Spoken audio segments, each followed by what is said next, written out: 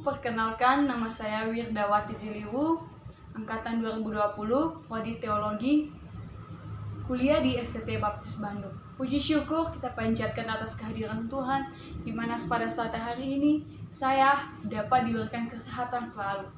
Di sini saya diberikan tugas dan menceritakan kisah kitab Hakim-Hakim pasalnya yang pertama sampai pasalnya yang ke-8.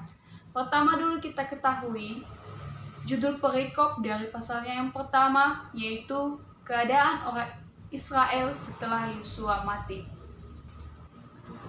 Pasal yang pertama itu, sesudah Yosua mati, orang Israel bertanya kepada Tuhan, "Siapakah daripada kami yang harus lebih dahulu maju untuk menghadapi orang Kanaan untuk berperang melawan mereka?"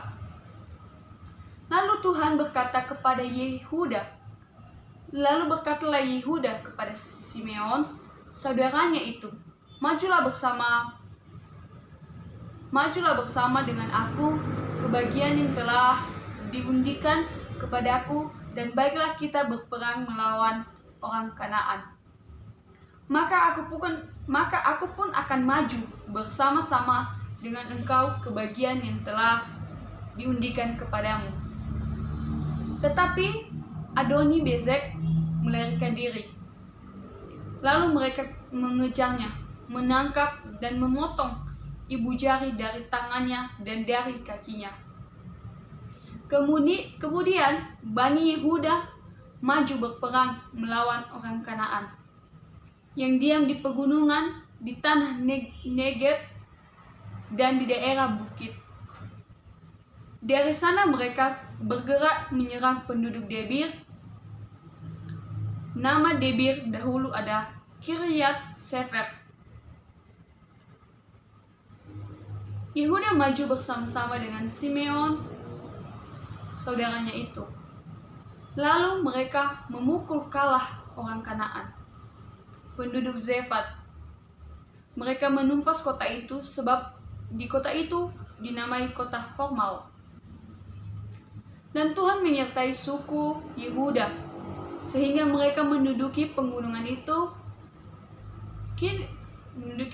itu, tetapi mereka tidak dapat menghalau penduduk yang di lembah, sebab orang-orang ini mempunyai kereta besi.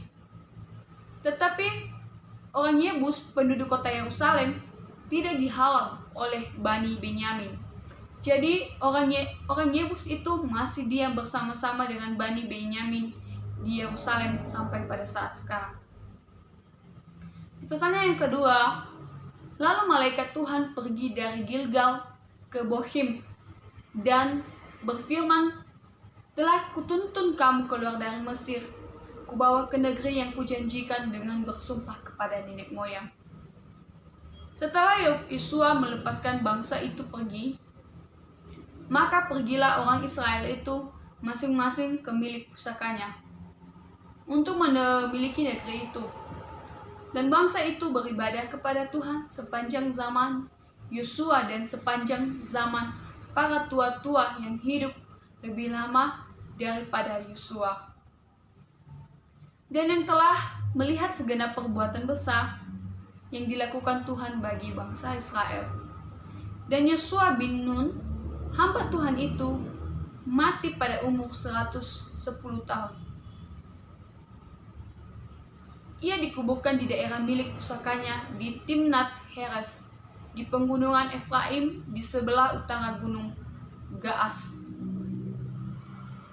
Mereka meninggalkan Tuhan, Allah nenek moyang mereka yang telah membawa mereka keluar dari tanah Mesir, lalu mengikut Allah lain dari antara Allah bangsa-bangsa di sekeliling mereka, dan sujud menyembah kepadanya, sehingga mereka menyakiti hati Tuhan. Setiap kali mereka maju, sesuai dengan apa yang telah diperingatkan kepada mereka oleh Tuhan dengan sumpah, sehingga mereka sangat terdesak. Setiap kali apabila Tuhan membangkitkan seorang hakim bagi mereka, maka Tuhan menyertai hakim itu dan menyelamatkan mereka dari tangan musuh mereka selama hakim itu hidup. Sebab Tuhan berbelas kasihan, mendengarkan rintihan mereka, karena orang-orang yang mendesak dan menindas mereka. Pesannya yang ketiga, inilah bangsa-bangsa yang dibiarkan Tuhan tinggal untuk mencobai orang Israel itu dengan perantaraan mereka, yakni semua orang Israel yang mengenal perang Kanaan. Yang tinggal ialah kelima raja kota Filistin dan semua orang Kanaan, orang Sidon dan orang Hewi.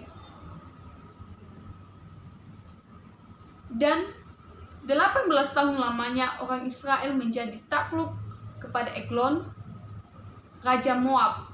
Lalu orang Israel berseru kepada Tuhan, maka Tuhan membangkitkan mereka seorang penyelamat, yakni Ehud, anak Gera, orang Benyamin. Di pasalnya yang keempat, setelah Ehud mati, orang Israel melakukan pula apa yang jahat di mata Tuhan. Lalu Tuhan menyerahkan mereka ke dalam tangan Yabin, raja Kanaan, yang memerintah di Hazor. Pada waktu itu muncullah Barak yang mengejar Sisera. Keluarlah Yael mendapatkan dia dan berkata kepadanya, "Mari, aku akan menunjukkan kepadamu orang yang kau cari."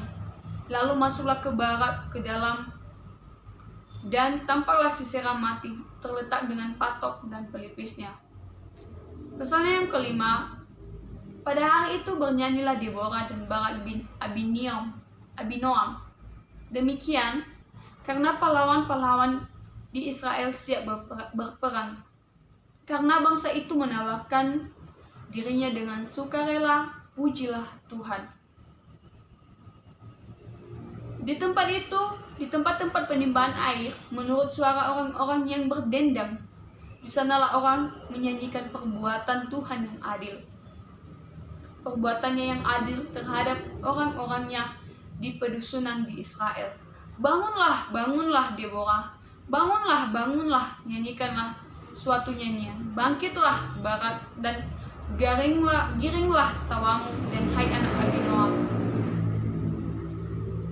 Di pasalnya yang ke-6, tetapi orang Israel melakukan apa yang jahat di mata Tuhan. Sebab itu Tuhan menyerahkan mereka ke dalam tangan Midian 70 tahun lamanya. Selama itu orang Midian berkuasa atas orang Israel karena takut. Selanjutnya di pasal yang ke-7, adapun Yerubbaal itu Gideon bangun pagi-pagi dengan segala rakyat yang bersama-sama dengan dia. Lalu mereka berkemah dekat mata air Harod.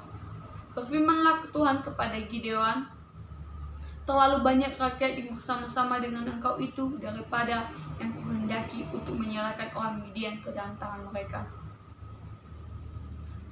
Pasal yang ke-8, ketika Gideon sampai ke sungai Yordan, menyeberanglah ia dengan ke-300 orang yang bersama-sama dengan dia. Meskipun masih lelah, namun mereka mengejar tugas. Gideon mempunyai 70 anak laki-laki. Semuanya anak kandungnya sebab ia beristri banyak. Gideon bin Yoas mati pada waktu rambutnya telah putih, lalu dikubur dalam kubur Yoas ayahnya.